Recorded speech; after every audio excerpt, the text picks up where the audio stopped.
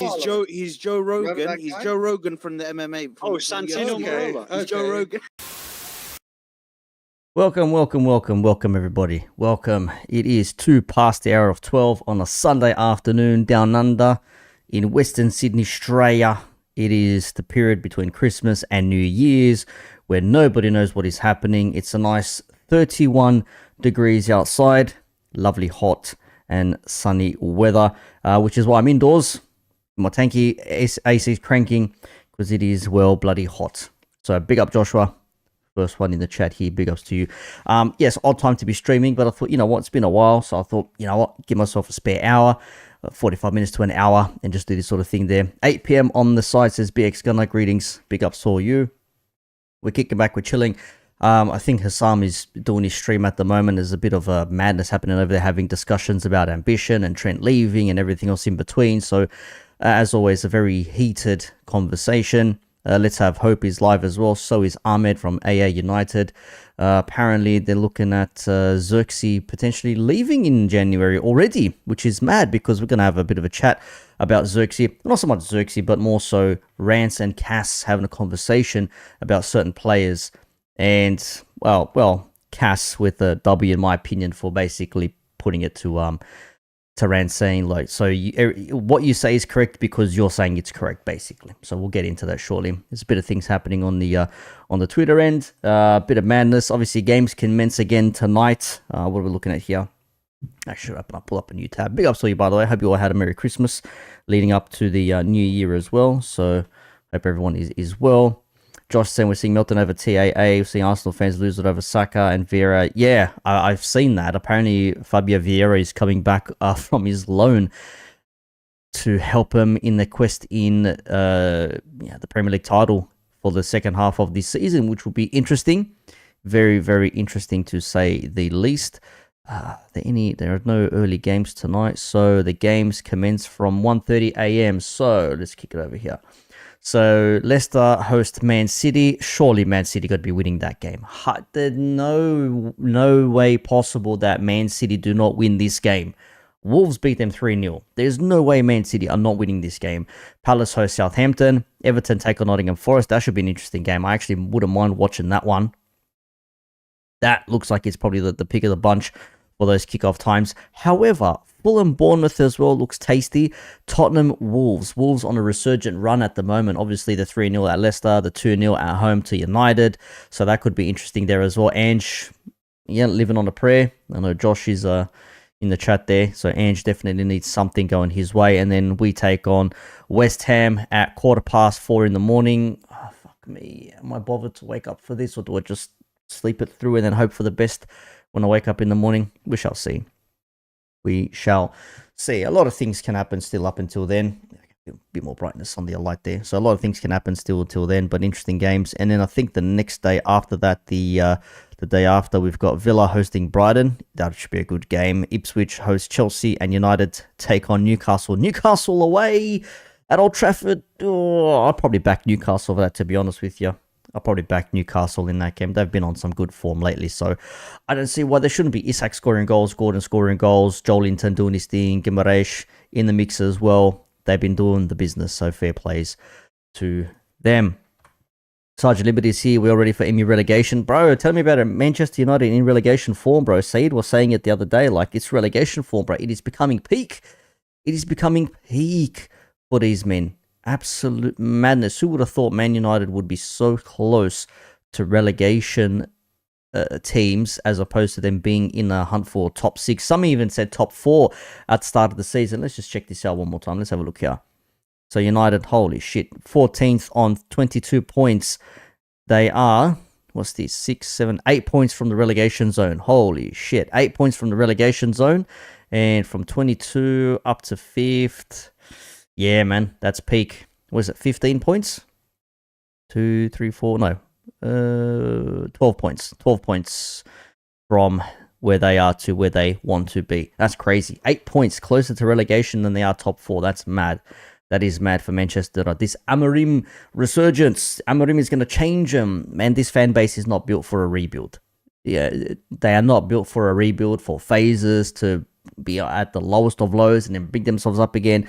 The new manager bounce happened when Ruud van Nistelrooy took over for those 4 or 5 games, and then after that, it just went to shit. So there you have it there. But let's get into some news here. First things first, Robbie, bro, honestly, Arsenal fans, seriously, mate. Liverpool did some weird corner routine that didn't work. They did a couple of times, and all of a sudden, Arsenal fans, Liverpool copying our corner routines. They want to be just like us. It's like, nah, brother. No, you want to be like us because you want to be winning the big stuff. You want to be winning them trophies. Let's see what he had to say. I'll tell you, I saw something yesterday, yeah? Go on. That made me laugh, right? Now, you know that Arsenal fans, players, we've been getting criticised for our set pieces. Did you see Liverpool last night copying Arsenal's set pieces? It's not for the set pieces specifically. It's the fact that they're so reliant on the corners for the goals. Understand the context, but bin the context. Yeah, apparently they did it first, apparently. Did you see Liverpool copying Arsenal's set pieces time after time after time? Right, so, anyway, we're back on it, right? That just made me laugh last night. Was funny. I'm like, hey, hold on a minute. What you get? Apparently, they get their jollies off Liverpool copying them in a set piece. So if Arsenal decide to play transitional football from goalkeeper to the right wing and then cut across goal, are they copying Liverpool in that case? It's just a tactic that people use. It's just trying to change the narrative and trying to swing agendas across because, look, they're copying us. It's like, bruv, like people haven't been doing set pieces for decades. Fuck me, bro. Main character syndrome with Arsenal, bro. Seriously. It's always the most peak of peaks. There was another one here as well. It's the AGT one. Obviously, Alex Gildertrot, who's the Liverpool fan on DR Sports. Hypocrisy, we did it first. Probably things they invented Ale as well because they have copied our chants. Yes, they copied and we probably got it from somebody else.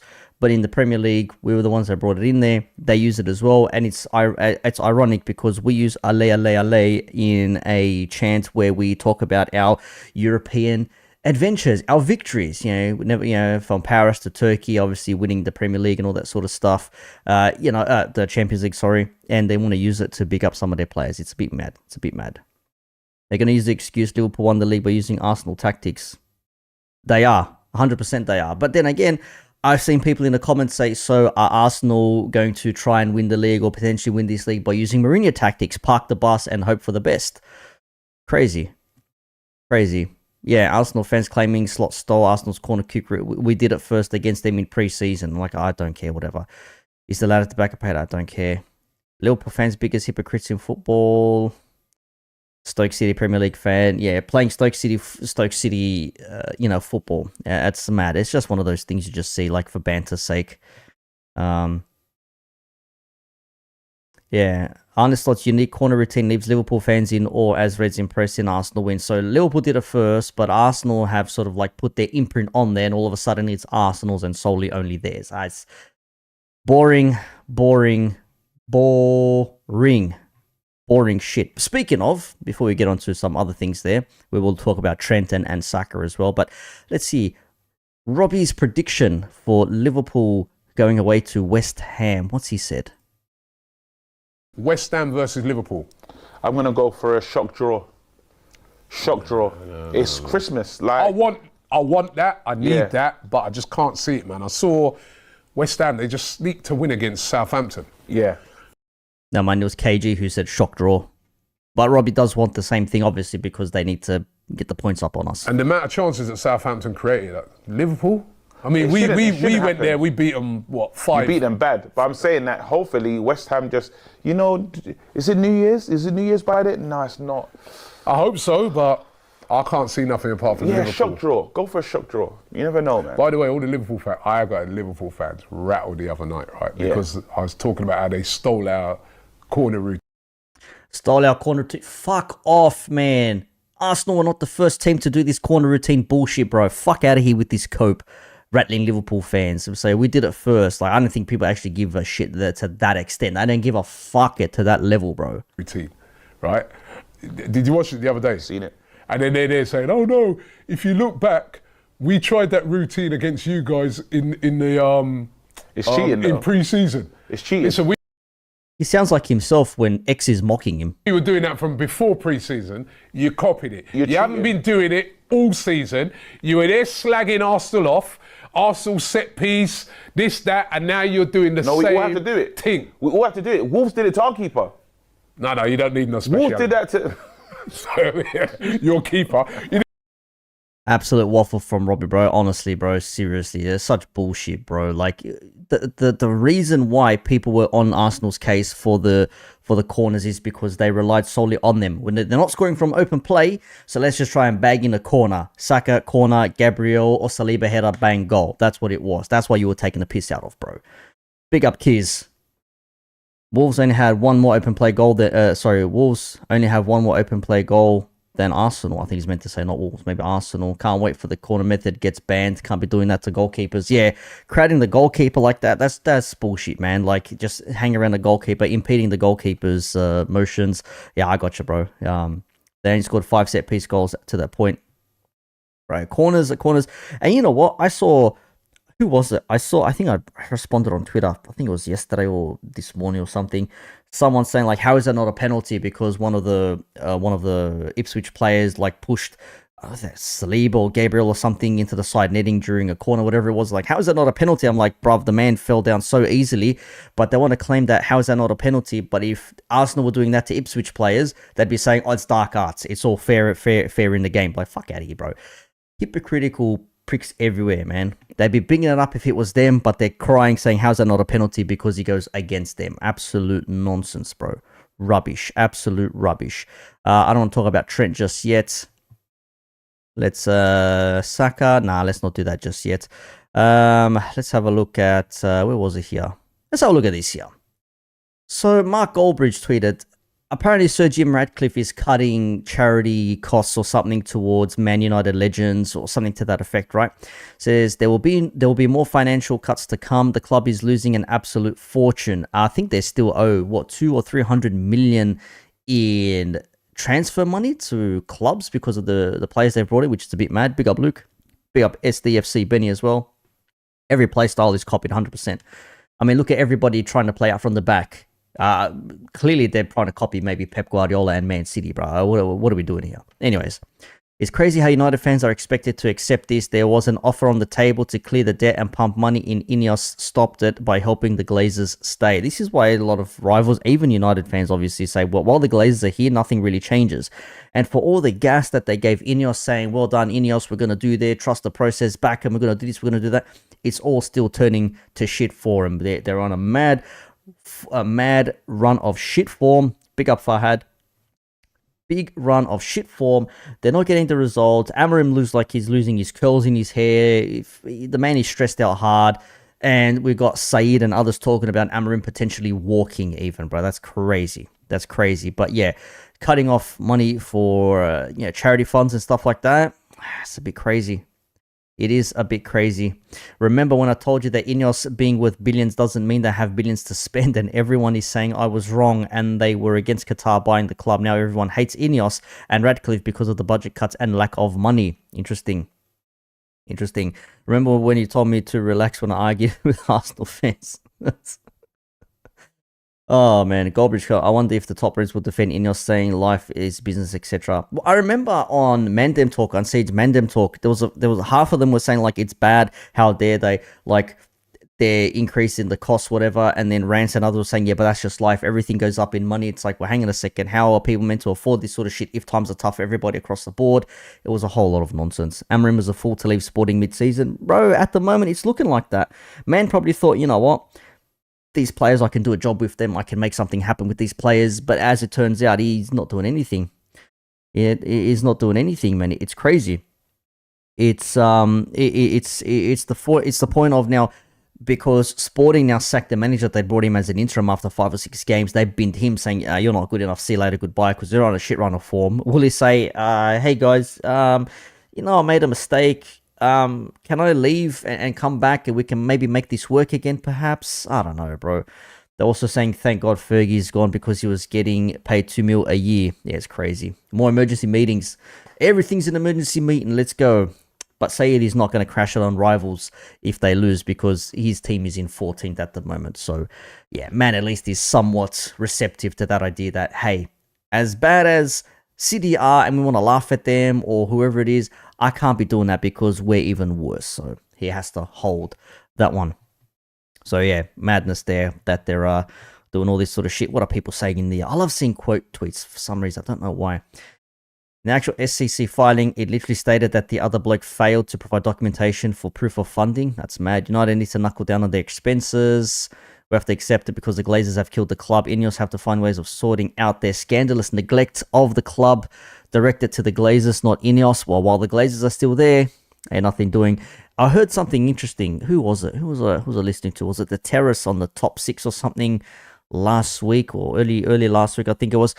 I think someone said it, maybe it was Terry that was saying it, I'm not sure, but he said something like, the Glazers win either way because they've put Sir Jim Ratcliffe and Ineos in charge of the football aspect. So it's like, if the football doesn't work, hey man, we gave him the option, it's not up to us, bro, we can't, we gave him the football ain't working, we can't say we did anything wrong. And if it does work, hey, look, we put them in charge. They did the business. We know what we're doing. So Glazers win any which way. It's a win-win for them.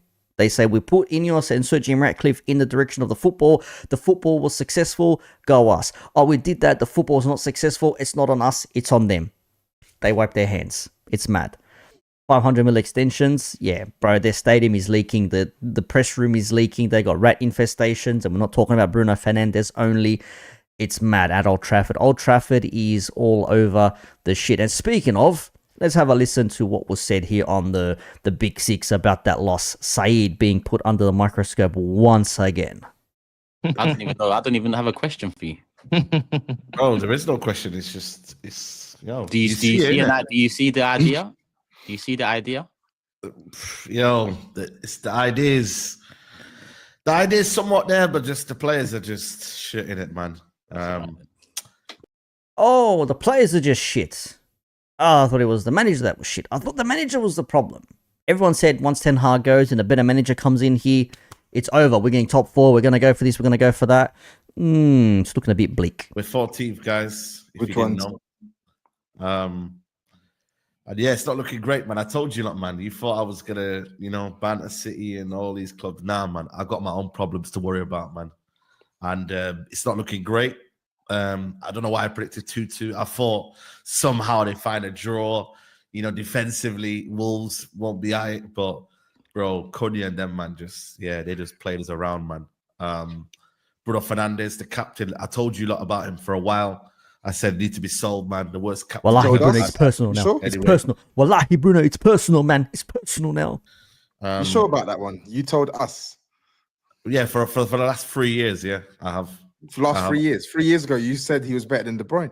No, I never said that. Yes, you did. I never said. Yes, you did. 3 years ago. Not 3 years ago. 3.5 years ago. Yes, you did. Maybe 3.5. 2021. I said he was on form. He was better than De Bruyne. I said on form. There you go then. But listen, right now, that was when he was stat padding and everything was going through him and he was having 1,000 penalties and all of that. But now, listen, he's getting exposed.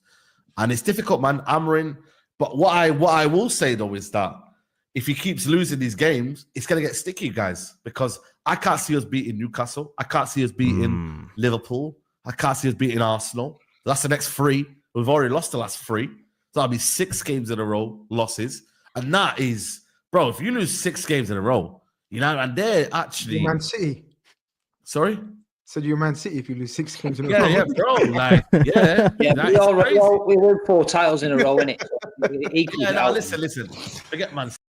That's crazy, bro. You think about that, man. 6 losses. New manager coming in with all this hope, with all this expectation, and they're not going to win any games, bro. What's their running? Let's see their running, bro. Let's see what's their running at the moment. Obviously, they got Newcastle at Old Trafford. Oh, look at that. So that's mad. So much red. So this is when Ruud was in charge, was it not? November, blah, blah, blah. Ipswich was the first game that Amorim took over. So this was it there. So draw, win. Then there's a draw. Then they beat Bodo Glimt. They pammed Everton. They lost to Arsenal. They lost to Forest. They beat Victoria Pleasant. Obviously, they beat Man City. And now they're on a 3-game losing streak. 4-3 to Spurs in the Carabao Cup. 3-0 at home to Bournemouth. 2-0 away to Wolves. Newcastle. Oh, fucking hell. On Tuesday morning for us. Monday night, UK time. Then they got to go away to us on January 6th. 3:30 in the morning for us. Then they got Arsenal at home in the FA Cup. Then they got to go away to Southampton. At home at Southampton, which they should win that game. Hosting Brighton, not sure about that one. Rangers in the Europa League, don't know about that one. Fulham away, don't know about that one. Bro, that's crazy. That's a mad run of form, bro. That's a mad run of form for United right now. See, man, listen, I don't care Spurs, about mate. I care about what's happening here, yeah. And Rimball, innit? Rimball. Remember that? Wait till Rimball. I'm a Rimball coming and all that. When's it coming? Nah, it's not. I don't think it's coming until we get some signings in January, man. I'm looking at that Cunha. Ooh, January. We need a left 10. For me, the fullbacks aren't good enough. I think it's poor. Fullbacks aren't good enough. Isn't Mazraoui one of their fullbacks? Does he not rate Mazraoui? What happened to Malacia? What happened to Diallo playing out wing back? What happened there?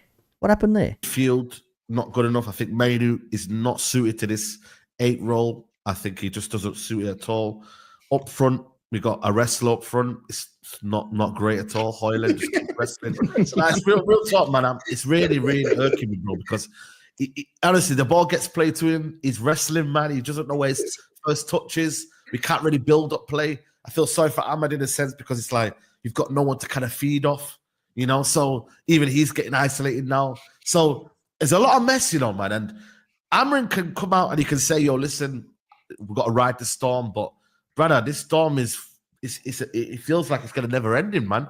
You know what I mean? And whether he can have the same belief with his group of players for the next 6-7 months is actually quite scary. Actually, big up to Sam, United fans in the chat now. But honest opinion now, Amorim, can he turn it around? But this is the thing, like everyone says January signings, yes, it's Manchester United, but in 14th place, not playing well, looking like they're a mess altogether. Which player realistically will come to play for Manchester United and try and get themselves, back up there playing for a big club? Let's not get it twisted. We banter United, but look, they're a massive football institution. They're a massive brand. Let's not take the piss here, right? To quote a certain Roy Hodgson way back when managing Liverpool, I think maybe it was Fulham at the time. I don't remember, but what player will come in there? Like they reckon Cunha to come from Wolves to United. Like, it could happen.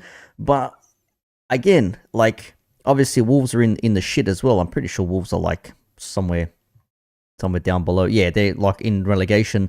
But will he leave, then go to United, who are not that far off either? Like it's a possibility that he goes there. But like what players could potentially go there? And what players could leave? Like I reckon Zirkzee may be leaving for another club in January, bro. It's crazy. Problem is the whole structure from Glazers to the players. Yeah, that's the Glazers still being there is the biggest problem. I think even the most bitter of rival fans can tell you, like, the Glazers there is what's holding you guys back. And as I said earlier on, you probably came in late, but I said Glazers giving the football direction, as I heard on, I think it was the Football Terrorist, saying, like, you guys do the football, and if it works, hey, we did something, look at that, we know what we're doing. And if it doesn't work, hey, man, we gave him the reins of the football, and it didn't work, so you can't blame us. But it's like, realistically, we still know the Glazers are at fault there. But United trying to get players in, who would they go and get? If they were, like, in the top 8, for example, I could say, yeah, fair enough, some players will probably want to move across. But at the moment, in 14th, I'm just not sure, man.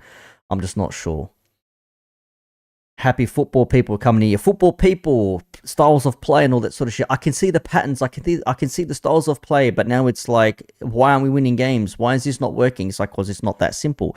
You can have styles of play, but you have to endure the mess that comes along with it as well. It doesn't happen straight away. There is going to be some tough times ahead. And it's up to the fans and the players if they can endure all that sort of shit and make it work. Because if they can't make it work, then players are not going to be sticking around. Fans are going to get fed up. Amarin's going to be saying, oh, what the fuck am I doing here? Can I have more money to buy some players? No, we already spent X amount of hundreds of millions of pounds or euros to buy these players in here. And it's like, okay, so I can't work with these players. What do you want me to do? It becomes a mess altogether again. Because we've got January, February, March, April, May. There's a lot of games left, And he's either got to be given the opportunity to spend money in January and get rid of a few players, get some money from Rashford, or brothers, we could actually end up finishing around Can you this position. spend in January though? Is it can you do it? Because it said you still owe 331 million transfer fees to other clubs. Bro, Yeah, that's the one. They must.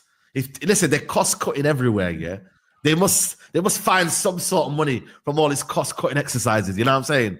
And listen, you've come in. You said I want to put the club back on the map. You've talked about being a local lad. You've gassed it all up. You said, you know what? I'm going to be different from the rest of the owners. But listen, you got to show us that. So he's going to be on big watch. What's Omar Barada going to do? So there's big, like generally, this squad is the worst squad I've seen in a long while. Like generally. That's crazy, bro. That's crazy. No Ratcliffe. No, Sir Ratcliffe. It's becoming sticky for United fans, bro. I actually thought there would be some sort of like uplift, but I mean, when you're just barely beating teams like Bodo Glimt in the Europa League and you're struggling to beat a Tottenham Hotspur team that were 3-0 up at one point and then obviously clawed it back to 3, was it 3-3 or was it 3-2, then 4-2, then 4-3? I don't know, man. I actually don't know where this United team go, to be honest with you. I have no idea. Yes, Conte got 93 points. As he says, he 3 at the back doesn't work. I mean, maybe 10 years ago he would have. At the moment, I'm not sure. Once I heard the boyhood local United fan, I thought it was a farce. Yeah, local United fan, but has a season ticket at Chelsea. Go figure. There is one more thing to look at United way here. Rants having a conversation with Cass from Never a Foul. Having a heated discussion. It got heated, but it didn't get personal. It just got football heated proper. And I saw an old video of Rants from like some years ago now. But man's aged massively. I don't know if United have aged this man or if something's up. But bro, he ain't looked the same. But in any case, this is what was said. To having an argument or discussion about players Zirkzee and Højlund and not being good enough and this, that, and blah, blah, blah.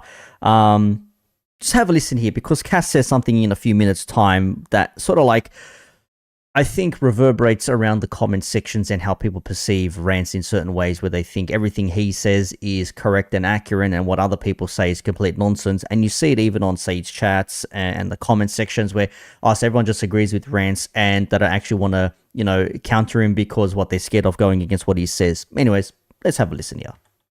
We can do that. I don't know why we're doing that defensively for a guy that's just not good enough for Man United. I don't understand it. I honestly don't. It actually baffles me.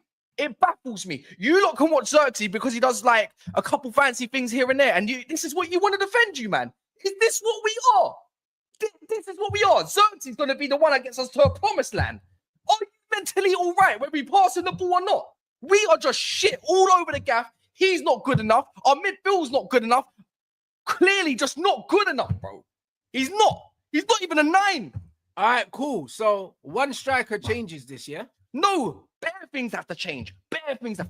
But guess what? So why are you doubling down on a bullshit argument? Our wing-backs could change. Our midfield could change. I guarantee this guy still don't get more than 15 goals. And guess who would be comparing him to? Probably Kai Havertz. That's the difference. You know what, Sam, you make up a good point. I question this myself sometimes. I say to people all the time, don't take me seriously. I'm just one bloke talking into a microphone, into a camera on YouTube, bro. Anything I say can be dissected and countered and argued as well, just like what I'm doing here. I got no issue with that at all. But when people get mad, they're saying, why are you talking about me? Why are you doing this? Why are you doing that? It's like, okay, so what are you upset about? The fact that people are calling out some things you're saying and maybe giving some different opinions or some different counters to what you're saying with some different different information? Or are you upset at the fact that maybe what you're saying is being called out and maybe it's not as accurate as you think it is, or maybe not everyone agrees with you and therefore it's an ego thing? But when you've got 100,000k plus subs, there's something to be said there. People value listening to you one way or another, whether they actually like it, whether they hate watch you, whatever it is. There is something to be said there. And I get what you're saying because I look at this as well. I'm like, why am I listening to this? Why do I care what this person says? But when it's over and over again and other people are afraid or scared to counter the narrative that is being peddled by one direction or one person, it's like, okay, what are you afraid of? It's just a person on YouTube talking. Like there's nothing really behind it. So maybe that's why. Because some people want to counter what they're saying because maybe they take themselves a bit too seriously, or maybe they want to counter it because they see it's absolute bullshit and they don't want to let it slide. Could be one way or another. Lee does disagree with him, he does, but yeah, it's not so much at that point there. And Lee, another person who loves the crash it on rivals more so than celebrating his own team. But hey, we move. This is it. This is what we're glorifying. Big Man United, you know, because he's going to be the spearhead. I don't see it.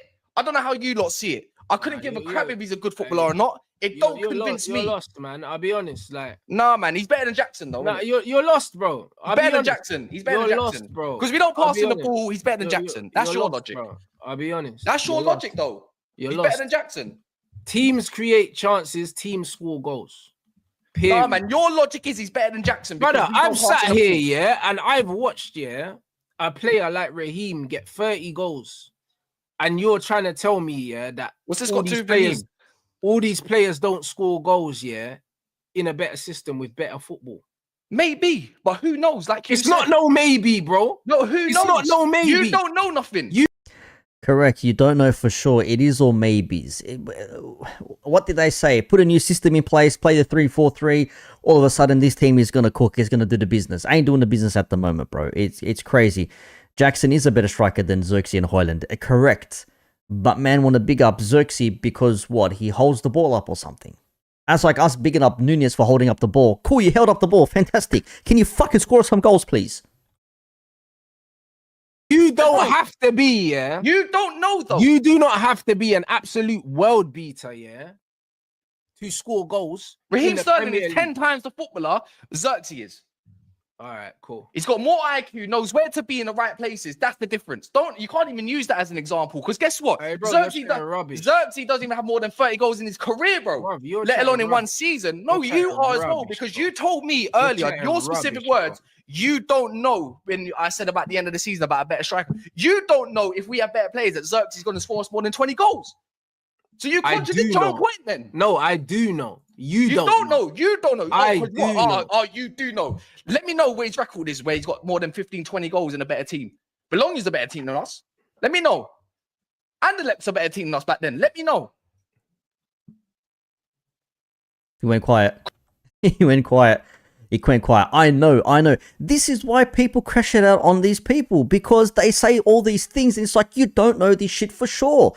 How can you be so fucking confident in something you ain't never seen yet? You don't know anything for sure. But man, people want to say like, nah, this is 100% for sure. In this system, they're going to do this. In this system, they're going to do that. Ifs, buts, and maybes. It's all ifs, spots, and maybes. Some players do join the wrong team, correct. Some players are not built for the systems that they're playing in, correct. If a player needs to have the ball to feet, there's no point in them running from behind the defense. It ain't going to work in that direct. It ain't going to work that way. You need to play to their strengths. You got a big 6-foot-something striker, play, back to goal, play him the ball up front, let him hold it up, run it off. That's how you're going to play. He ain't going to be doing runs from behind the defense, bro. What is this bullshit, man? Because you can't. Nah, you're just chatting shit, bro. I'll be honest. No, because you don't like it when man challenge your point. No, bro, listen. I don't mind when man come and bring forth an argument that makes sense. What you're saying don't make sense. All right, cool. I don't make sense. What you're saying don't make sense, bro. I don't make sense. It doesn't make sense, bro. I don't know, but you know because you're Rants. Cool. No, it's not because I'm Rants. It's just you're. Yeah, Rants disagrees with Cass's assessment and he says, no, you don't know. And Cass basically says, okay, I don't know, but you know because you're Rants. One more time. Bring forth an argument that makes sense. What you're saying don't make sense. All right, cool. I don't make sense. What you're saying don't make sense, bro. I don't make sense. It doesn't make sense, bro. I don't know, but you know because you're Rants. Cool. No, it's not because I'm Rants. It's just you're just not making sense. Nah, I'm not making sense. It's fine. You're not making no sense because you're getting angry and you're shouting about Zirkzee this year, but there's no striker in world football that's scoring goals in this system. I already told you already, yeah. We're setting up a team with 5 defenders and 1 DM, no midfielders that can pass the ball forward. How are we creating proper chances? And your thing is, yeah, but Rasmus's runs aren't good enough and Zirkzee's not a 9, he's a 9.5. How does that answer the question? I know we don't create enough, but I'm no, but how does that answer the question, bro? Because I'm still in my belief that even if we had, I'm in belief, just like you're in belief. Yeah, so it goes tit for tat. Even if we was passing and had a better team going further forward. I don't believe Zirkzee's good enough for this team, but you believe he would be. But what do you mean even if? But bro, you can say even if, but there's not many players in this team, yeah, that if we're creating 5-6 chances in the box a game that aren't gonna score goals, bro. As bad as they are. I just think these are scrubs. That's the difference. And he's a part of that crew. Because I don't believe you've got such a strong opinion, on this player based on very little evidence, bro. No, very I don't. little. Enough evidence. Yes, you have little evidence. Little evidence. Man, I think half a season is more than enough evidence to see if a player can work or not. Surely, bro. Because at the end of the day, you see the thing with Rasmus Højlund, There's a big enough sample size of Rasmus Højlund, in front of goal, on the pitch, all these things. There's a big enough sample size.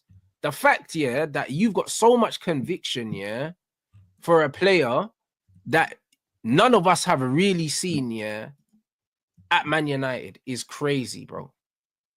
It's actually crazy. The conviction that you have. I can have conviction with Garnacho because I've seen this guy start 40 games in a row. I can have conviction with Rasmus Højlund because I've seen this guy start fucking how many games in a row, go down. So if we see Zirkzee for a whole season and he's shit, does that mean that Rants changes his tone and says, actually, yeah, Zirkzee ain't for this? Or is he going to say, no, give him a bit more time. Give him a bit more time. Bro, fucking hell, man. Anyway, I'm done with this bit here, bro. It's crazy. The comments were a bit divided. Some people saying, yes, more of this, less of this. It doesn't rate Garnacho exactly. Garnacho shit. Yeah, play Mano up. Like, to be fair, Mano probably could be better if he played a little bit higher up the pitch, but I'm not sure. But says, I agree with Rants. If you look at Chelsea and Inter Milan, wing backs are Moses, Ashley Young, both were wingers before. Just went from 0 to 100 real quick. Højlund is getting no service. Meanwhile, this guy fell over every time he gets the ball. This guy can't link play.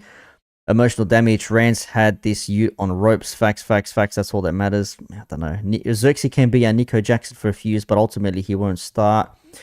Man, Cass, I lost respect for you today. Agenda is crazy. He's been here 4 months. You showed your ass today. Emotions and feelings. No sense in what you said. No facts. Just feelings. I don't think he was specifically that. I think it was more so the fact that Rants is so adamant that what he's saying is correct. And if you disagree with him, you're just wrong. And he is correct because he is Rants. And as I said, you see it so many times in the group chats. Look at Saeed's Mandem talk. Just go there when they've had the big discussion and just see the comments like, nah, Rants, no, everyone's scared to challenge Rants. Everyone just agrees with Rants, this, that, blah, blah. What if he says you disagree with you? Big fucking deal. The man just fucking sits there and talks from his studio room. Who gives a fuck if you disagree with him or not? Say what you feel. I disagree. Fucking bullshit, man. Such absolute rubbish. Such arsery, man. Fucking hell. What else have I got here? There was something else I want to look at here. There was something else. Let's look at some tweets here. Let's read some tweets. What are we on? 41 minutes. Cool. We got a bit of time. We're doing okay. Trying to stick to the hour. Just some funny bits here. Some funny bits. Remember, Gary Neville said on the 30th of September 2024, they're well below Arsenal and City. Him talking about Liverpool apparently. Crazy. Remember, Man United have a better midfield than Liverpool, he said.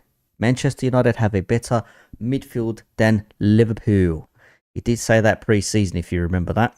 What else we got? What else have I saved up here? This as well. Apparently, I can't watch this because it's geo-blocked. But apparently, one of the panelists here apparently said something about Liverpool not having any injuries. So Chelsea, Man City, Villa, Nottingham Forest. Declan Rice doesn't think Arsenal are Liverpool's only rivals for the Premier League title. Fair enough. There are some other teams up there, which factually is true. Whether they make it all the way is a different story. Much like Chelsea, they're in the race until they're not. Man said Villa and Forest. That's how I know these men ain't serious. I agree. What he meant to say was no one is close to Liverpool. This bit here. Where is it here? No big injuries, but we had Alisson out for months. The best goalkeeper in the world. Personal opinion. We had Jota out for months, most lethal centre forward, I would say finisher. Ibu's currently out as well, which is why we've probably conceded more goals than probably what we would have. But yes, we had Jota out. Trent missed the games as well. Kanate's been out for 6 weeks, whatever it's been now, a while. Gabby, Logan talking shit. Alisson been out. Kanate been out. Bradley been out. Wrongful red card against Fulham. Robertson. That one's a bit of a question mark in my opinion there. But yes, fucking just nonsense. Gareth Roberts, formerly of the Anfield Rap, now he does his own thing on the Late Challenge, and he does it with what's his name, Paul Cope as well, I think it is. Every time Liverpool end up winning a game or something happens, it always comes back to this whole thing of they're lucky, they've had no injuries, it's the referees have been on their side, this and that, blah blah blah. He says, is there an actual competition for the most in-depth bullshit analysis of why Liverpool have in fact fluked, not deserved, can't possibly maintain their results, which for reference read 122, drawn 3, lost 1 in all comps. Every time I log on, there's another absolute corker. If the Houses have been a Liverpool aren't good, every team in Europe have decided to rush this season. Yeah, exactly. It's like, well, it's not that Liverpool are good, it's just every other team is crap. Until you play them. Then they're a good team. Yeah, okay, whatever you say. Every article posts how title race probably isn't over. It's true. The title race isn't over. No, there's still plenty more games to be playing. Every circus has them. As if we've earned 90 plus points in more. Yeah, we've never had 90 plus points correctly. Yeah, we've had multiple 90 plus point seasons and not won the league because Man City have been that little bit better. It's fucking crazy. Arsenal fans coping. Some people say here. Was this Liverpool? The post below actually encouraged me to look and quantify Liverpool's luck when facing opposition this season. In 17 games, the opposition have had 66 absences. Okay, so now it's because the opposition had players missing. Like, fuck me, bro. Like, we still don't have to play our game and score the goals and defend the goal like we have. Fucking hell. That's crazy. And it is mostly Arsenal fans always doing this watching of Liverpool games, bro. Why is it always the Arsenal fans watching what Liverpool are doing, bro? They're fucking worried, bro. Focus on your own shit. Big up Mons as well from Big Sixpence. Rival fans are hilarious. When Klopp left, Klopp had these players overachieving. Now that Slot is doing well, he inherited a top squad. What did you expect? Liverpool fans, make sure to be unbearable if we win this league. Foot on the neck tings. Why acting like rivals with anyone saying this? You had the same narrative. I said we're better than most teams with 0 signings. Bottom line is our squad was overrated. Now it's a top team. Yeah. We all said probably the team isn't as good enough to be winning the league. Maybe based off last season's situations with players not really coming in. There is a question mark to be said. Oh, how good are these players? Well, some would say not so. Van Dijk is finished. Salah is on his last legs. Trent's going to leave, which we'll look at that shortly as well to wrap things up. Alisson won't hang around for much longer. Yeah, Liverpool finish 4th. They're going to be out of the top 4. They're probably good for 5th or 6th. Arne Slot will be out by the end of the season. And because we've had this mad run of form, we've been playing games and winning well, for the most part, it's like, yeah, but Klopp left them a good team. Yeah, but FSG did the groundwork. They left everything in a good spot. So before the season, when Klopp left, it's the Liverpool finished. That's it. Now it's up, but you have a good squad. So last year the team was shit, but this year the team is great. Make up your fucking minds. Make up your fucking mind. Look at this. COVID Premier League. Arsenal fans, of course, doing the most. Bruv, that wasn't a COVID Premier League. That league was played before COVID happened. We won it behind closed doors because there were no fans in the stadiums. The COVID League was the 2021 season. You fucking bozos.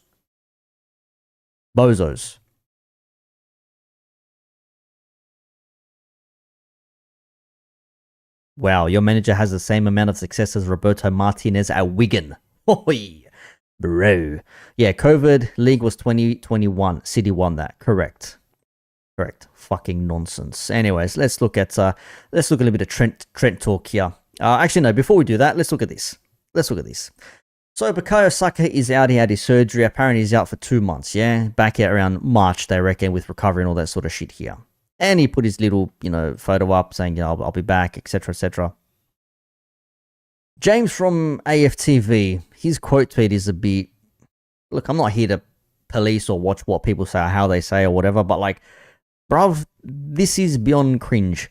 My heart is broken and beyond repair with a broken heart emoji because Bukayo Saka is out now. It's a bit mad. It is a bit mad. The response to this, I don't know, like, it's a shit go, but like, fuck me. You think the man's like, Nan had passed away or something. And it's not just him, it's many a fan as well. Maybe it wouldn't happen if Arteta didn't run the poor lad into the ground. Maybe if Arteta managed his minutes better, if he didn't overplay him. But does that go down to the players you have available? Do you have the squad for it? Do you have the depth? Do you not have anyone who can play on that right wing if he was to get a rest? Probably comes back to that question. And I saw someone else said it. I think it was the Real Madrid fan, Mike, whatever, said. He goes like, bro, he's not dead, bro. Like, relax, like, calm down. It's madness here. And Lee Gunner's tweet, of course, Saka out for months. Maybe now more of you wake up to this fraud bastard manager. Played White when he needed surgery. Rice with a broken toe. Pushed Tierney and Partey on the pitch when injured. Played Tommy Yasu injured as well. And the list goes on. He's buried Saka's career now. That's a bit harsh. I don't know if he's buried his career, but like, fuck me, bro. Hamstring is a bad injury. We cop hamstrings in Klopp's first season because of all the amount of running that we did, all that sort of shit. And we did have our own injury toll where players were out. I think we had 3 or 4 players out at one point with hamstring injuries. I remember Klopp's famous quote.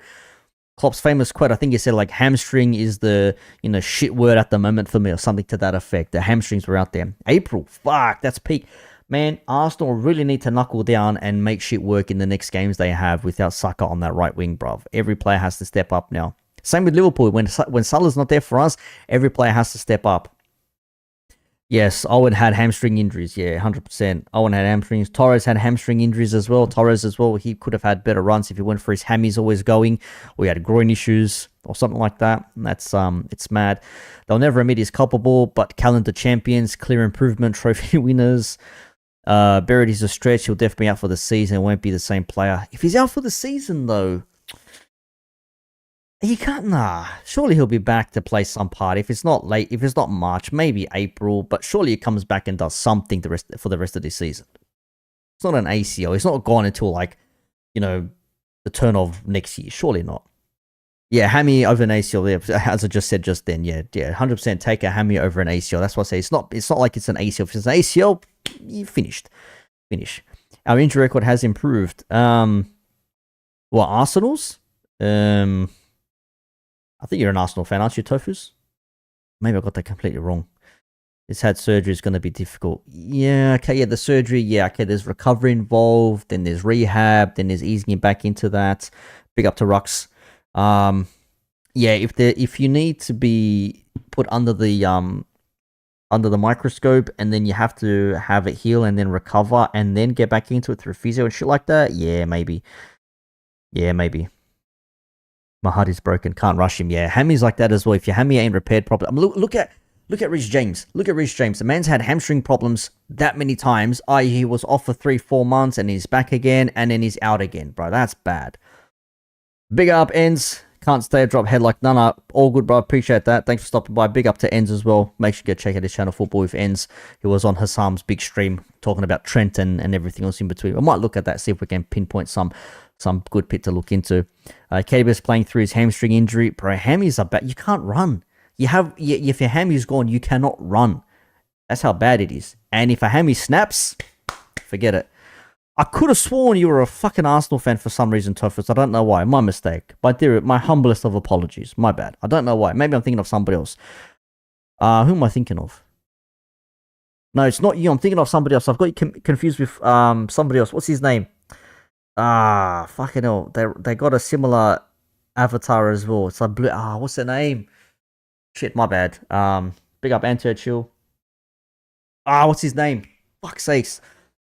Can't remember the name now. It's not you, it's somebody else, and they're always in here as well. I can't remember who they are now, but when they pop up, I'll know for sure. My bad.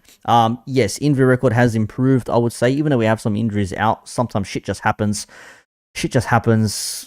You can't help it. You have a knock against a signage board, or a player comes in there and gets you high on the knee, you're going to be out. But in terms of like injuries through ourselves, just overplaying or ruining ourselves, it probably has gone down a little bit. I mean, look at Jota. He was out for 2 months because he had a player fall on top of him.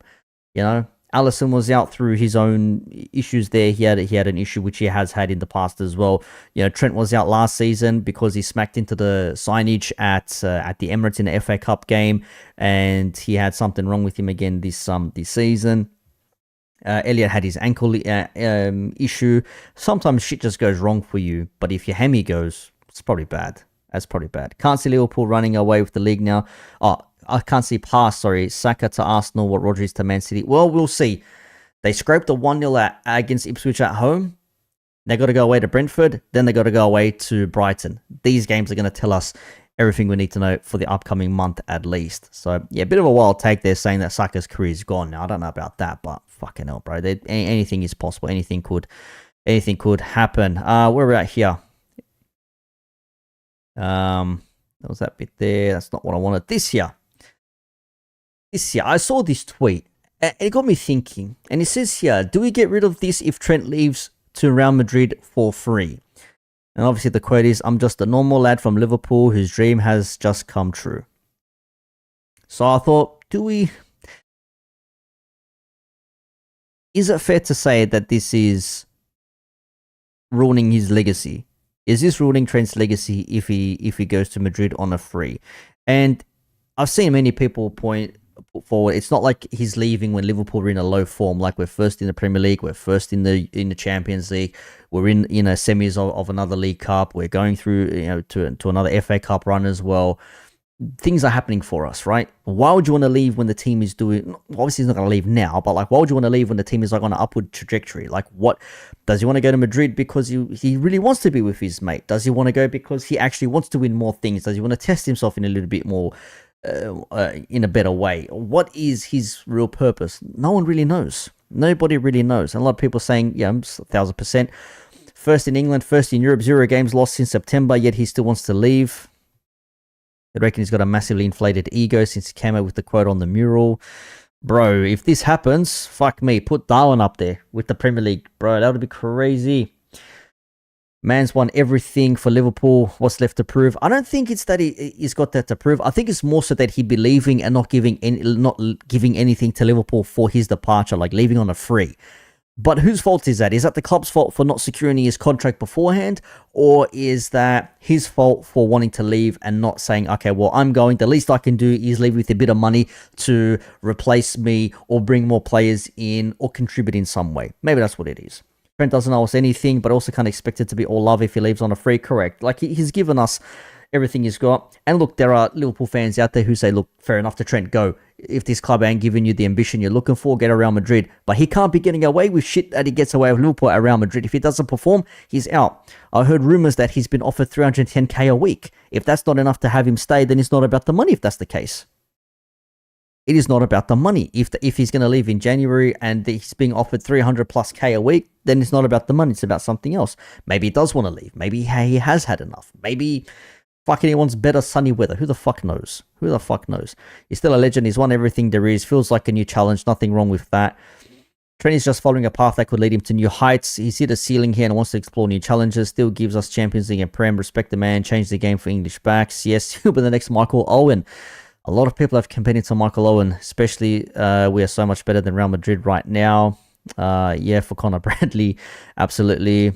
What a question. I think the question is to the local LFC fans. Yeah, I think this, to quote Liverpool, this does mean more to the local lads because he is a local lad from the ranks, being into the first team, embedded, being a key part of us winning, Champions League, Premier League and all that sort of shit there. I don't know, man. I don't know. I don't know if they'll remove it, but I think they'll probably change it up with something else. They'll definitely change it up with something else. If he's going in a free, that's the issue. This is what it is for me. Leaving for nothing, going on a free. But again, whose fault is that? Is that the fault of the club for not locking him down and then moving him along at a fee? Or is that we're going to put this on Trent for saying, hang on a second, why are you going? Look at what we did for you. It's almost like you're trying to manipulate him in a way to have him stay, like they did with Gerrard. Everyone says Gerrard is a legend for not leaving when the club was in its worst position, won Champions League, FA Cup and League Cup and all this sort of stuff. Didn't win the Premier League. That's the only thing that you can say for Gerrard. Didn't win the Premier League, which arguably he should have for the player that he was, for what he did for Liverpool at the time, but Liverpool were just not good enough. Even with the squad we had in 08-09, not good enough. 13-14, not good enough. Shit go. That's just what happens. Could have gone to Chelsea. Who the fuck knows what would have happened for Gerrard if that was the case at that point there. I think that's what it is. It's him going for free, not offering anything in return, I think it is. He was offered a contract years ago. He signed it. He's honouring it. His employee he's an employee until he isn't. Yeah, players are just numbers effectively, aren't they? And look, it goes back to this whole thing of no player is bigger than the club. Remember, I remember I did a video a couple of, was it last month or a few weeks ago, like talking about players that had left us to go on to bigger and better things. And we always say no player is bigger than the club. So why are we as fans going to be upset if Trent leaves? Is Trent bigger than Liverpool FC? No. Is Salah bigger than Liverpool FC? No. Virgil? No. Alisson? No. No player is bigger than Liverpool FC. No player is bigger than the respective clubs that they play for. As much as we want to say they're a shit club or they're a small club, whatever it is, still, players come and go, the club will still remain. So long as it doesn't become insolvent and go under administration and die in the ass, the club will still remain there. So I don't know why we're having this energy now for Trent saying, oh, if he goes, he's a traitor and this and that, blah, blah, blah. But the club will still remain. New players will come. Players will eventuate. Academy players are there. We can bring in players from other clubs. We're looking at bringing in players in January, apparently, to replace Robbo, who's, again, on the last year's on his contract as well. So this whole thing of, like, Trent leaving is going to absolutely ruin his legacy. I don't know, like, I'm 50-50 on it. I can see why it would, because he left Liverpool like when we're on a high. But then some will say, but he's leaving on a high, so what does it matter? Some will say we're on the start of a new thing where we're going to venture forward and go for more Premier Leagues and Champions Leagues. We need Trent there because he's an integral part of the squad in the right back position, because look at the shit that he does. No one else can do. And then there's another instance where we say, fuck him, he can go. What a traitor. He should be staying. Look at what we've done for him. He should be grateful, this and that, blah, blah, blah. He ain't going to be offered the amount of money he's being offered here if it is true at Real Madrid. 300k at Real Madrid a week? No chance. Not for him, I don't think. Not for him, I don't think. This season, yeah, I agree. Okay, we need him this season. The threats to Gerrard, yeah, too far as well. Yeah, the threats to Gerrard and shit like that was a bit much. I think nowadays it's a bit different because it's... Look, if this was Trent in a team that was shit, I would say it's similar to Gerrard. But the fact that it's Trent in a team that's actually good and we're doing the business so far, I think that's where people say it is what it is. I've even heard people say, you know what, let's not have him play the rest of the season if he doesn't renew, or if he says, yeah, I'm going to leave at the end of the season. Let's not have him play. Let's have him just sit on the sidelines. I don't know if that's something that people want to actually adhere to. I don't know if that's people want to actually say that's something that they want to happen. I'm not sure. Rumors have been said, apparently, what's that, Marca, whatever the publication is in Madrid, saying, yeah, he's going to come and play for Madrid. Others saying, no, nothing's been discussed yet. We don't know what is happening. And I'm just trying to find the bit here, the Trent topic, because it got pretty heated on Husam's stream at one point. I don't know where the good part is though, but I know there was a bit of a conversation to be had in terms of in terms of the Trent topic, like why would he leave? Why would he stay? Husam was saying like he should go. There's no ambition from this club, so why is he even bothered staying here? Let him go, let him disappear. Others are saying no, he needs to stay here because we need him. Why would he want to leave this club? We've given him everything that he's got. But again, it goes back to the whole thing, like, do we owe him anything? I don't know. A major trophy would help. I don't know, man. It's one of them things. Same with Salah as well. Again, no player is bigger than the club, but then they want to act like, no, he must stay. We need him. If no player is bigger than the club, then players can go and there should be no issues with it whatsoever. Picking and choosing when they want to believe this narrative that they're looking at. That's how I look at this. We can finally have a one stream where we don't mention Klopp. So thank you so much, Ed. Trent Alexander-Arnold related super chat, which segues us to the Trent topic, ladies and gentlemen, according to Marca. We all know what they said earlier on. Big up the panel. I'm so sick of this narrative towards Trent Alexander-Arnold. Everyone turning their backs on the kid. It's fucked up. This kid is a legend. He's been here since he was a kid. He's won it all for club, and people wanting to bench him is asinine. Before I unlock all of your opinions, just show of hands. Who here thinks Trent is a legend? Depends. Okay, we've got 4 people who agree he's a legend. Okay. Yeah. I don't know, man.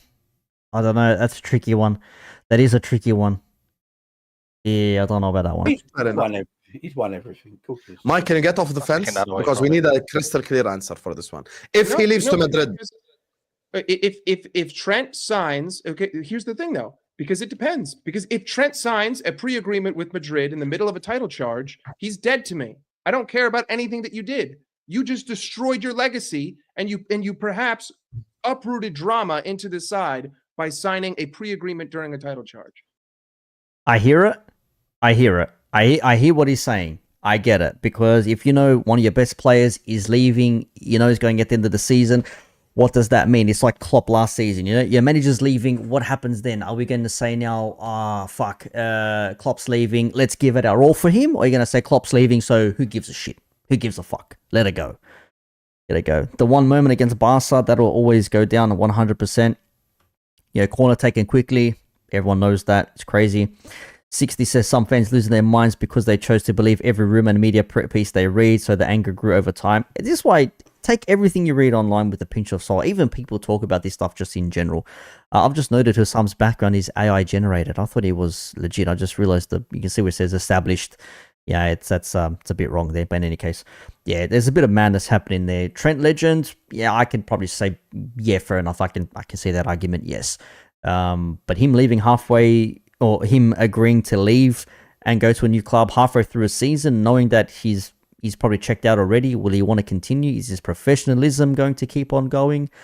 I think this is the first time I'm actually speaking about this, because it's coming close to crunch time. We're a few days out from January, and from January 1st, he can speak to any club he wishes to and sign a pre-contract agreement, which is why this shit is real now. If not, that is like my mum cheating on my dad. I ain't gonna lie. literally. So again, it depends. I need to know if he leaves, if he goes to Madrid in the summer. Yes, 100% legend. If he goes to Madrid in January or signs for them in January, never heard of you. Don't care. Goodbye. Oh, okay. Someone gets integrated into the team. Like if that happens sooner than I'm later. just saying that's a ridiculous thing to do for a team, and you're staying at that team. To me, that's just absurd. I don't think he signs a pre-agreement deal with anybody. Yeah, I don't think it'd be a pre-agreement. Like, I think he'd just leave in the summer. I don't care regardless if it's a pre-agreement or not. Go on. Tom is staunch. Trent leaving is an ultimate betrayal. Slap in the face. It's a slap in the face, lad. Trent leaving's a massive slap in the face to every Liverpool fan from Liverpool all around the world. How dare you do that to your homegrown club? The club that nurtured you as a young lad. How dare you? I see both arguments. If he leaves in summer, cool, fair enough. Thanks, Trent. Okay, you're leaving us, whatever, fuck off. If he signs January, you know his head's already, like, gone. Like, he's out of it. If that man leaves Liverpool Football Club on a free transfer, after everything that the club has done, after everything that man said, with the situation that we are in, with all the factors pointing the way they are, he is the worst of the lot. Worse than McManaman, worse than Owen. Worse than. Worst. I don't know if it was worse than. Big up to Fish, by the way, for my attempted Scouse accent. Worse than Owen, worse than McManaman.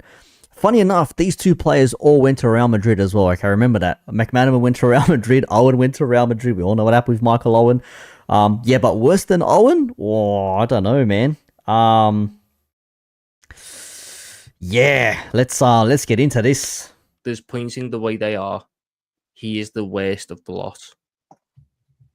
Worse than McManaman, worse than Owen. Fuck off. You can never say worse than Owen. Stop that. McManaman, okay, whatever. Michael Owen's problem is United. Yes, that's why he'll never be worse than him, because Trent ain't ever going to wear the United shirt. But I'm not on about the situation where Michael Owen joined United. I'm on about the moment where they left the football club. At the moment where they left the football club, if Trent Alexander-Arnold was to leave Liverpool on a free transfer at the end of this season, he would be the worst of the lot. Tom, what is the talk in the city like with Trent? Okay, well, this is... let's hear this, because Tom is from Liverpool, I think. So, I think he actually lives in Liverpool. So, let's hear what he has to say regarding this. Because, obviously, international fans were not as invested as the locals are. Like, this whole international versus local fan shit. Yeah, but you're not at the stadiums every weekend. You don't hear what the locals are saying every weekend. You don't understand. You have to be there to understand, type of thing. It's like, all right, cool, fair enough. I'm not from the city, but I'm still a fan of the football club. It still annoys me if a player leaves us that we all love and adore, and say like, oh, they're leaving on a free, so, you know, fuck them at the end of it. It's like, maybe it's a bit harsh. Playing for Man United, yes, that absolutely ruined Michael Owen's legacy. If he just came back to Liverpool, for example, it'd have been like, all right, cool, whatever, have another run like Fowler did. But even then, people say never go back to your ex in terms of football aspects. I don't know. Let's see what he has to say about this anyways. Because I think with people like us Liverpool fans who are not Scousers, we might see it a little bit different. Because he is a Scouser and he's... Oh, mate, I love you, but it's time to go. One of our own sort of thing. Do people in the city see it a little bit different than people outside the city? Yes. There's a reason I'm wearing this shirt today. Champions League. The best Scouse player in this football club's history had interest from Real Madrid, had interest from Chelsea, had interest from Inter Milan, and he stayed. And he became he became the upper echelon. But to be fair, to counter Tom's point, Gerrard hadn't won the Champions League at that point. He stayed that season and we ended up winning the Champions League. There was no Premier League. There was no Club World Cup. There was none of that shit. Yeah, won, Europa League or whatever it was called back then. And then also won the, Charity Shields, won the League Cup and all that sort of stuff there. But it's not to say that it's the same thing. Trent's already won everything there is to win. Gerrard hadn't won everything there was to win in terms of football. So I don't know how you can say like he stayed and endured whatever. Yeah, he stayed and endured because he wanted to win these things with the club. He didn't. Trent's already done that. So that's why you could say, fair enough, I get it. He's won everything there is to win. Off you go. Thank you very much. He became one of the top two names that ever mentioned when it comes to talking about this football club. It's him and Kenny Dalglish. It's Steven Gerrard and Kenny Dalglish.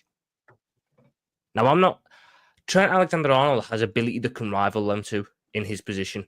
In terms of the stature of his position, Trent Alexander-Arnold could be the greatest right back of all time. But the situation with me and with Scouse is that this lad came through the academy, we gave him his chance, we've stuck by him through thick and thin because that lad has been fucking battered pillar to post by the media and by rivals, and there was one constant: Liverpool fans were there backing him. When he was in form, we were there singing his praises. When he was out of form, we were there backing him to the high hills, because there has been times where that man has been horrendously out of form, but he has been backed. If he was to go on a free, it's not even the fact it's Madrid. I know some people seem to confuse it with the fact it's Madrid. No, it could be fucking Inter, it could be Bayern, it could be Barca, it could be fucking whoever. As long as it's not an English team, the club he goes to doesn't really matter. It's the manner of leaving on a free transfer. It's the manner of making sure the club who brought you up, who trusted you, who gave you the platform to succeed, get football from you. Well, that's also the club's fault, Tom. That's not entirely on Trent. It's the club. I said that. A big up panel. There's no panel here. Big up pillar, but we're watching. We're looking at what was said just on the Husam stream just recently. There's no panel there, but I appreciate that, by the way. Probably with Trent agreeing to sign for Madrid in January, is every time he puts on a half-assed performance till the end of the season, fans will turn on him. Yeah, correct. That's why it's like if he does sign this pre-agreement thing, and if he has a bad game or whatever, we'll say, well, why is he playing if he's already signed to disappear? We already know he's going, so why the fuck do we even bother with him? Yes, he's your best right back in the club. Yes, he's top fucking 5 right backs in the world or whatever people want to say. But like, fuck me, man. Like, it's gonna become so difficult to be backing him if he does ever sign this pre-agreement, and then he's gonna be playing when his head's already halfway to sunny Spain. Club's fault that his contract wasn't extended. Like yes, I agree with you, but at the same time, you gotta look at both sides of the coin here. This isn't a one-sided argument. It's not Trent's fault. This 24 months could have been left on the contract. You could have said, you know what, we see a future. Bada bing, bada boom. 4 years, bang. Done. Mike, we've been talking to him since the start of the season. 100%. We've been talking to him for a long time. I also don't think people understand. And the thing that Tom said as well. Sorry, mate. And the thing you said as well about backing him thick and thin. We have given him so much leeway, like as a player. Like, he's been able to literally play carte blanche wherever the friggin' hell he wanted for the last 2.5 years. It's only now the slot's gone. Hang on a minute, mate. You need to get back in your box. You need to start doing right back stuff. It's only now that it's happened. And guess who's doing all the interviews, trying to get all the PR up. So all the Liverpool fans are on his side. So when he does walk, we don't feel the hurt as much. Like, it is a real stab in the back to a lot of Liverpool fans, that, because we've given him so much. And we've suffered defensively for 2.5 years because of him. And that's the reason why everything goes down the right-hand side. It's because of him, because he is the weak link in the team, like he has been for so long. So for us to put up with all of that, and now this season, a chance of winning everything, and literally having so much built in the club now, ready to go for the next couple of years. Like, you listen to Owen Hargreaves do interviews. Owen Hargreaves is an ex-Man United and Man City player, and he sat there going, Liverpool need 2 or 3 players, and they are going to win everything for the next couple of years. Why doesn't Trent want to be part of that? Like, and the money we're throwing at him as well. He'll be the highest paid. I can answer that question. Fairs, Tofu's fairs. Yeah, weak link defensively, yeah. It's been better this season. There's been a couple of instances where he has been caught out. Like, was it against Fulham on the counter-attack? He got caught out a few times. Was it Fulham or was it somebody else? I can't remember. Yeah, yeah, fair enough. I probably say that, yeah. Everyone said Trent can't defend, he can't do this, he can't do that. It's always been that. We've suffered without a real DM since Prime Fabinho, but let's blame Trent 100% for everything. Yeah, no, you can't blame him, FK, 100%. Like, yeah, the DM position really screwed us around. But it's easy to find a scapegoat in the team, bro. It's very easy to do that. Oh, we're not scoring goals. It's Darwin's fault. Okay, never mind the other players that are on the pitch as well. Like, yeah, Darwin should be scoring goals, but like, fuck, let's not forget the chances that Salah maybe missed, or Gakpo, or Diaz, for example. But let's always pin it on one player because we don't like that one player, for example, you know? In the country. The reason why I'm looking at this from a different perspective, and I do agree with what Castor is saying, is I don't think we are built to win everything for the next 3-4 years, but Madrid are, because we need to remember who our owners are. Look, we must acknowledge there's good and then there is bad. There is not everything is black and white in life. There is both sides of the coin. If you're in Trent's position, do you put your prime in the hands of Florentino Perez, or do you put your future? Fair point, Joshua. Yeah, and somebody's players saying Trent is the backup. Yeah, Trent is the replacement. Bradley's the replacement. If Trent's injured, Bradley comes in there. Well, if Bradley is going to be the regen or the next gen of Trent, for example, like the replacement, which there are replacements. I hate when people say we need to find the replacement. There's no replacement. You can't replace certain players. You just can't do it. You have to find another player to fit what you need them to do. That's it. There's no replacement. So yes, they have said Bradley is the player to come in here. So when it comes to Bradley being in there when Trent is injured, not there, but I think it's this whole thing of him going on a free as well, like no money, being put forward, 50 mil, 80 mil, 100 mil, nothing coming back saying, okay, we've given you everything. The least you can do is give us something back in return. So it's not the trophies you helped us win along the way. It's we need some money from you. The right back market is kind of dead. It is kind of dead, 100%. And there are no real right backs out there. So you look at it, left backs are probably having a bit of a resurgence at the moment. Right backs, though, I'm not sure. Who do I consider like a top right back, for example? I have to think about that. Anyways, let's continue so I can wrap things up. In the hands of Fenway Sports Group. And this is not a matter of let's just sit up here and talk about FSG the whole time, but the truth of the matter is, look, I understand where Tom is coming from, because he's talking more about the emotional connection and the fact that he's a local boy and all this. I agree with you completely. That's why Zubimendi stayed at Sociedad and etc. And that's why I as an Arab say that Gerrard is our greatest Premier League player, while Tom, as the Scouser, says Mo is our greatest Premier League player. So we disagree on that as an example. So I have so much love for Stevie. I've got so much love for Trent. I do think he's a legend if he leaves, but I don't think we are geared to win everything for the next 3-4 years. Arne Slot comes in, his first transfer window, we make a profit. Our only signing is Federico Chiesa. Sometimes you have to look at life into perspective. You're getting a call from Florentino Perez. He's telling you, we're going to sign William Saliba. We're going to build the next Galacticos. You're going to be a part of that. We're going to dominate world football for the next 4 or 5 years. While you're looking at Fenway Sports Group and the money that we spend at Liverpool Football Club, and we are not geared for domination. So Husam's thing is basically FSG are not serious. We're not investing into this squad. We're not buying the players we need to. We're not putting money into areas where we need to be successful, to be up there and challenging season in, season out. But Real Madrid are for some reason. And even though Real Madrid are probably not in the best form at the moment, even though they're still up there. Obviously, they've lost in the Champions League. They've lost in La Liga. Yeah, players have been in and out as well. Like Vinicius has been injured, Rodrigo and shit like that as well. The Ancelotti eyebrow raise only works so many times before you say it's not happening anymore. But Perez, Hussam being negative, I mean, yeah, maybe. there is always the negative. It's the whole ambition thing. Like FSG are not ambitious. They don't want to be paying for these players to be up there to have us be where we are. Even later on in the stream, they got into a cold argument on Allison was a plan B. Why not, go for a plan B in that instance there? I'm like, I don't know, man. Like, if it wasn't for us not getting Nabil Fekir, Allison would have never come to the club, for example. It's like, okay, cool. Sometimes these things happen. I don't know, man. I don't know. I think we're okay. We need to add some more players in. As I've said, January, get 2 or 3 players in there. Give me a left back or a left-sided centre back who can probably play left back as well. Do we need to bring in a right back now, maybe? Do we need to bring in another right back now if Trent is going to leave? I mean, look, and what happened? And look, what happens if January 1st comes along, announcement, Trent signs on for 5 more years? Then what happens? All this shit that has been said about him, what happens then? Do we all just forget about the shit we said? Fuck him if he leaves, he's a fucking disgrace, he's this, is that, blah, blah, blah. And all of a sudden, like, oh, thank you, Trent, for staying. Yes, you are indeed a legend. Thank you very much. But what's stopping Real Madrid coming in the season after and saying he's 100 he's 100 mil, here's 100 bands, we want him. 100 mil, sorry. Yeah, here's 100 mil, we want him. What's there to stop them from selling him then? Big ups to Sergeant Liberty.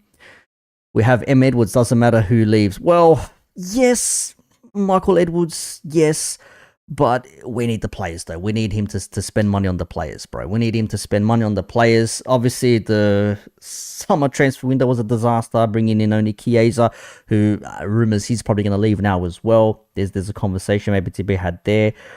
But for me, it is very much a case of a new manager comes in, yes. Did this team need a complete overhaul? No, but we did need new players coming in here. The fact that we didn't buy 2 or 3 players in the off-season is probably a little bit worrying. I've got to give the video a like. Is a little bit worrying.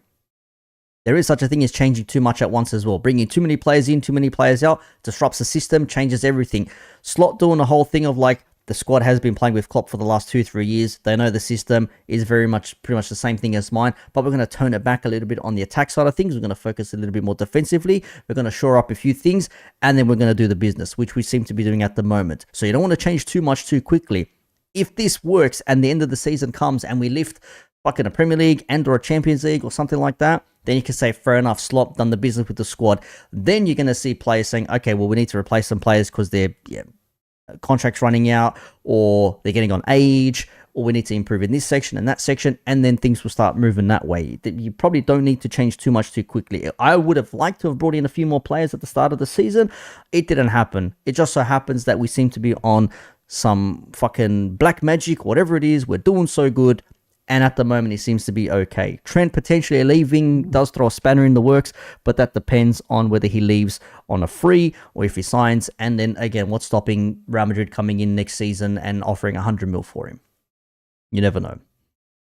Adash says, question, if we get Zubameni and Trent leaves, would you be happy? We're missing a right back, though. We don't have a right back to replace. What, Gomez is going to play right back in place of Bradley if Bradley's injured? Crazy. Dutch Juju. Yeah, I don't know if he's coming in January either. Trent's a game winner, can change the game from right back. Liverpool soft man, grouping of content creators. You'll start an LC's version of the usual suspects. I like that. That's a good comment. That's a good comment.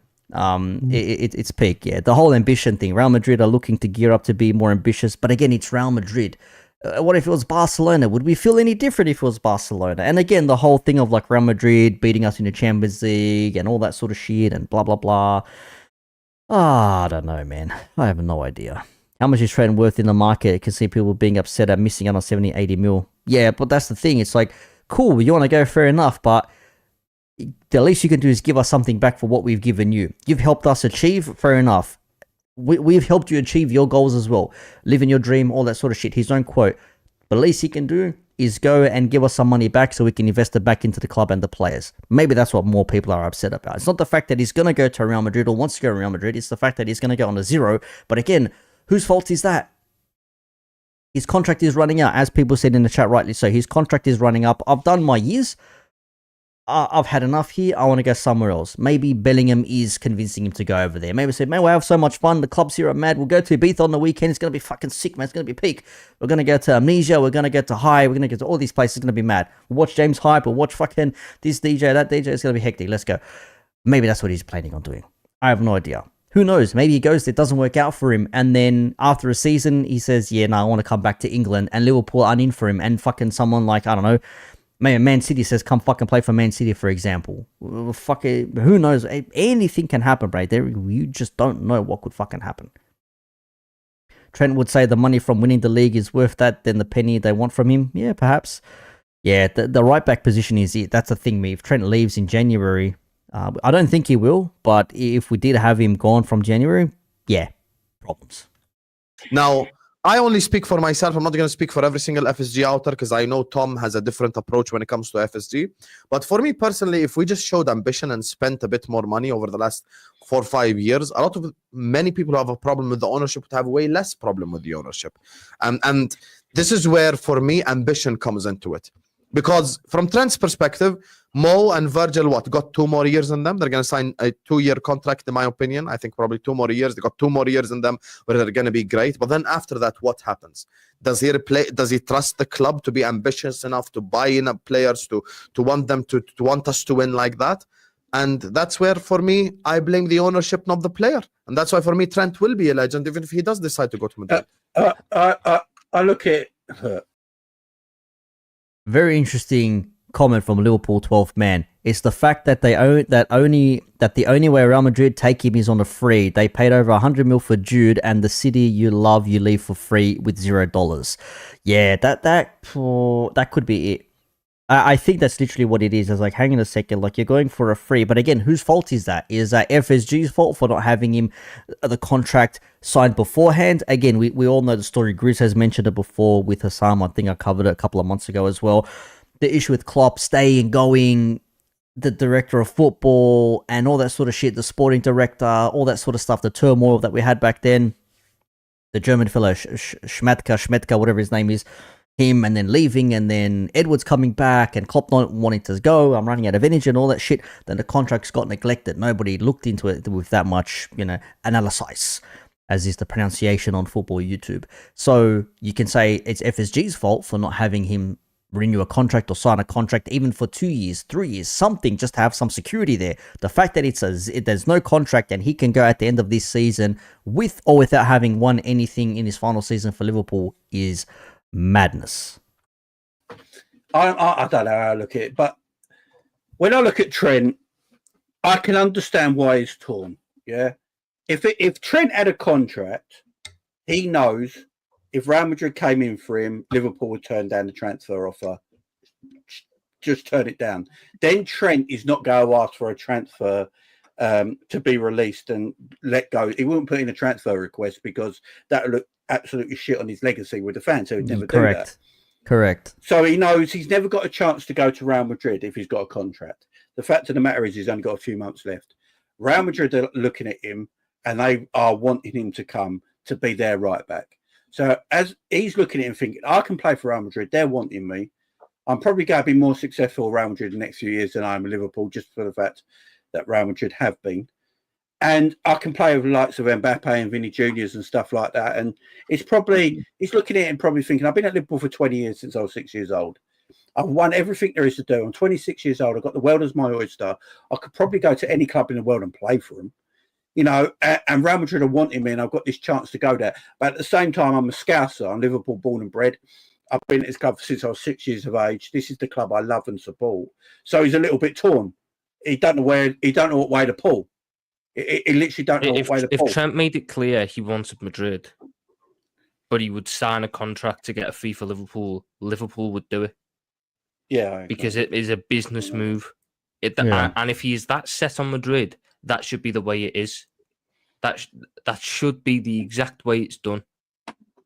And he would be looked at a lot more fondly in retrospect. It is the fact of leaving on a free transfer. It's the fact that since he came into the first team, all we've heard from Trent Alexander-Arnold is this means more. The dream is to captain this football club one day, to follow in the footsteps of Gerrard, who was his idol growing up. Winning trophies with Liverpool means more than winning them elsewhere. He could see himself spending his entire career at Liverpool. That's been the dream from 6. And now we're at this point because another thing that he said, my contract situation won't be played out in public. Mm-hmm. And yes, he hasn't made any public comments on it.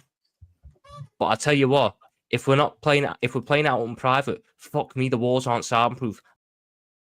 Interesting point, Josh. Would he have done it? Sorry, but if he would have done it, why haven't FSG done it sooner with him, VVD, and Salah? It's always been the issue, leaving things till late. That's true. If Salah and Van Dijk had signed on, would Trent have also signed on as well? I mean, let's keep it at 100 though. Van Dijk and Salah are in their early 30s. Trent still's got maybe 5 years in him before maybe starts to decline, unless some shit happens along the way. 26 years old, the man still can play for many a season, 100%. Ain't no doubt about that.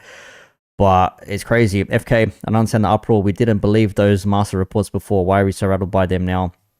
I think because there has been no announcement. Like I said earlier on, what if we wake up on January 1st and we see breaking announcement, Trent signs on Liverpool 5 more years, bumper, 350k a week deal or whatever the fuck bullshit, and he gets vice captaincy or captaincy from Van Dijk or whatever it is. Shit like that. I don't think that'll ever happen, but let's say there's some stipulation behind it. What happens then? Everyone just forgets all the shit that they said about him being a traitor if he leaves and all that sort of stuff. Oh, we love you, Trent. Thank you for staying. Oh, you're the best. You're this, you're that. Yeah, people remember these things. They remember these things. He wants the contracts to be private, correct? So why can't take his... Yeah, exactly. It's private. Obviously, Marca or Marca, however you pronounce them, being a mouthpiece, propaganda piece for Real Madrid. Of course they're going to say, yeah, Trent wants to come to Real Madrid. Yeah, of course, yeah, he's looking at coming to Real Madrid. Of course they're going to be biased and saying, fucking propping up Real Madrid. What do you mean? I'm hearing everything. I'm getting our journalists saying stuff. I'm getting their journalists saying stuff. And unlike Van Dijk and unlike Mohamed Salah, Trent Alexander-Arnold, bar a comment made in September, which was the most vaguely worded piece of shit, has said nothing. I don't care if it's the most nothing update of you saying there is no news on either situation. Just say there's no news. That is better than leaving us in the dark and having our emotions and our feelings being played out across the media and across this situation. And it comes back to it. Liverpool Football Club right now, whilst Husam might disagree and say that we're not in a position to win for the next 3 to 5 years, and maybe in hindsight that comes true, Liverpool Football Club are in a position to win right here, right now. Right now, yes, 100%. As we're showing, and I don't think that if Van Dijk and Trent and Salah sign, that's not going to go away for at least 2 years. That's not going to go away for at least 2 years. The situation where Liverpool can be in a position to win the top. We had all 4 of them for 4 years, didn't win a league title once or a Champions League once. It's reality. You can't lean back every time someone pushes back on your narrative. It's reality. Oh, we didn't win. Okay, fair enough. But why didn't we win? Is it because we didn't have the players, or was it the manager maybe did something wrong? You can't say it. We didn't win. But why didn't we win? Did we not have the players for it? Could we have done with an extra play in an extra position? Could we maybe have done with not doing this tactic in that one game? I mean, the Champions League final, you can say we didn't win that one. We lost it 1-0, but fuck me, man. Courtois had the game of his life. The fucking 8 saves, where the fuck he was. Hit the post, save every fucking thing like an octopus, just saving fucking everything, bro. It was mad. Absolute madness. Yeah, we didn't win. We didn't win, but there's reasons why we didn't win. It's not because we were shit. What I don't understand here is why we're just accepting this idea of we're unable to challenge the next 4 or 5 years. In the summer, every single Liverpool fan, but just hold on. Every single Liverpool fan in the summer, including myself, was like, the fact that you made a profit with the new manager is the dumbest thing ever, right? And once the summer ended, the consensus was this is going to be one of two things. This is either going to be the biggest, action of negligence that we've ever seen from a major football club in history, or it's going to be utterly genius, and we all need to hold that and shut our mouths. Right now, it's this way. It's utterly genius, and we all need to shut up and be quiet, because we're top of the league, we're top of the world, and we didn't spend a nickel, right? We made money. So this idea that Liverpool aren't ambitious, X, Y, Z, again, with the changing of managers, with Michael Edwards, with the way that window went, and with the way that the season has gone, because regardless of how bad other people have done, what it was 13-3-1, that's unbelievable for a new manager in the Premier League. I don't care how shit City have been. I don't care how shit Arsenal have been. I don't care how good Chelsea have been. 42 points this point in the season is fantastic given all of the circumstances. So this idea that we're unambitious or we don't have the ability to continue to challenge, I think is predicated on a prior Liverpool, a prior FSG. You want to know the prior- difference? You're using a word that I haven't used to begin with. You're saying the word challenge. I never questioned the word challenge. I'm saying the word win. That's the difference between me and you. Win. Okay. No, I'm not talking Win, about challenge. I'm talking about win, winning. challenge. I don't think They're not the same thing, because guess what? We challenged for the last 4 years. One fuck all. Trophies aren't guaranteed, though, Husam. You can only ask to challenge. You always Correct. do this. Trophies aren't guaranteed, but you can Trophies are not guaranteed. put yourself in the best possible position. to All win. I'm Even saying- now, And that's fucking challenge.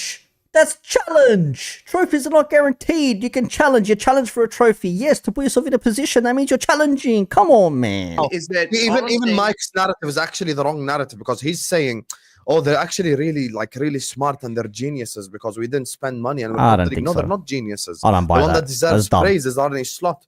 That's who Correct. deserves praise, not Who not hired the him? ownership. Yeah, but that's not the point, Mike. We've Yeah, but who hired him? Nah, let's not big up FSG and the management. Let's big up Arne Slot. But who hired him? Yeah, that's why we're saying credit the man that's doing the job on the pitch, not them. They didn't buy anyone, but we're top of the league, so praise to them. Okay. That's So Oh, I'm gonna leave it there, bro. I'm done. An hour and a half. I'm done. Yeah, Tom's saying it's not guaranteed. He's right, but isn't the real season Trent to leave, so trophies are guaranteed. Tom's saying it's not guaranteed, right? But isn't the reason for Trent to leave, so trophies are guaranteed? Yeah, true. Slot did everything good to do with what? Yeah, with everything that he's got. I get it. I know where Mike's coming from. Mike's saying, look, the management brought Slot in, put him into this. He appointed him to be the manager, so give them credit. No, I'm not giving them credit. I'm giving Slot credit. Okay, but who put Slot in the position to be manager, bro? You can't even just. Oh, like I said, Kaiser Soza level stuff there. Yeah. Usual suspects. Like Kaiser Soza disappeared. Anyways, we're wrapping it up there. Big ups to everybody. I'll link the rest of the I'll link the description to the video if you want to check it out for yourselves. There's still another hour and a half almost in this whole like debate section, so there's a lot to be said there. Klopp laid the foundations, yes. Slot is taking it to another level, yes. Yeah, Edwards and Hughes hired Slot. Yeah, possibly. I don't know who actually does the ins and outs, but definitely is part of the management team, the upper management aspect of things. So yeah, Slot is doing what he can, fair enough. But yes, somebody had to put him in that position. He didn't put himself in and give him all the credit. So yes, it would be nice if we buy some players in January. It would be nice if Trent stays on, but at the moment it's all ifs, buts and maybes. We don't know for sure. I'm calling it wraps. Big ups to all you fine people. It is 1:34 p.m. here. I am done. I am out. Time to finish off a few things at home before I head off with the fiance. Go get some sushi. We'll be having some lovely sashimi soon enough. All is well. Big ups to you. Hopefully you'll have a good New Year's. I don't know if I'll talk to you before then. So if not, have a happy New Year. We'll catch you on the next one. I may do a post-match for the West Ham game in a couple of days' time. I'll see how I feel when I wake up. We'll see what it is. But big ups to you. Thank you all for watching. Appreciate you all. Can we redirect you in any which way? Can we send you somewhere? Is anybody out there? As Potbellies once said, nope. No one that I can redirect to at the moment. So unfortunately, we're just going to have to call it quits. So unfortunate. But in any case, big ups to you fine people. Thank you for watching. Appreciate you all along the way. Enjoy the rest of your Sunday or Saturday night, Sunday morning, whatever it may be. I'll catch you on the next one. X with the outro. See yous.